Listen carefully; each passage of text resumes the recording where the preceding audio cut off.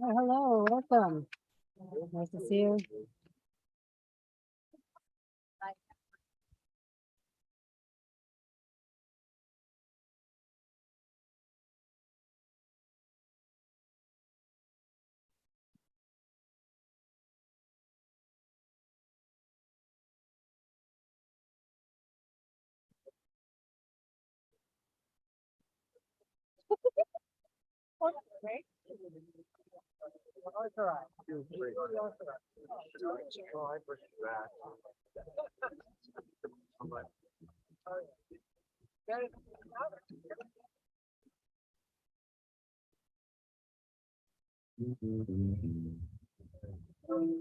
You make sure that our guests all have their.